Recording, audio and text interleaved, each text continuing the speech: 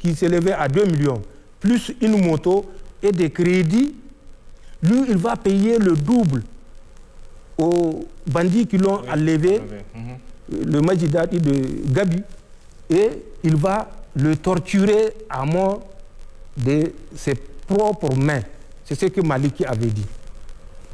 Et malheureusement, la famille n'a pas suivi, elle a payé. Et nous pouvons la comprendre, parce que quand vous avez un membre de votre famille qui est pris en otage, où on vous montre les images de torture, vous êtes obligé. Ils lui ont fracturé les bras avant de l'amener à Maliki.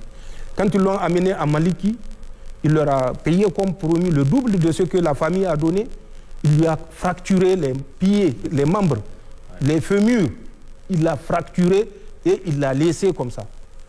Il est mort d'agonie. Donc c'est celui-là que l'équipe française a rencontré. L'équipe française a rencontré un autre chef, je vis Dieu merci, il est décédé, on l'a tué, pour le partage de l'argent justement que cette équipe leur avait amené, c'est Abdou Lankay. Il a été tué en janvier, là, si vous avez suivi. Il avait participé à cette rencontre. Ado Naleru a participé à cette rencontre.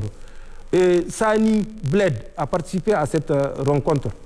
Black Djadja a participé à cette rencontre. Les Français leur ont dit de reprendre les hostilités contre le Niger. Contre le Niger, je vous dis, ça s'est passé du 2 au 5 janvier 2026, là, à Rougourou, dans Moussa Local Government. C'est là-bas, c'est dans le Zamfara. Les Nigériens connaissent, moi, en tout cas, je dis ce que j'ai dit, et je dis rien qui ne soit pas vérifié. Les acteurs sont là, en dehors de Abdou Lankay qui a été tué, pour le partage de l'argent que les Français leur ont donné. Ils ont fini par ne pas s'entendre parce que les autres étaient les représentants de Bello Tourji. Au cours du partage, je crois qu'il y a eu... Des malhonnêtes ne peuvent jamais faire un partage équitable. Ils ont fait un partage déséquilibré.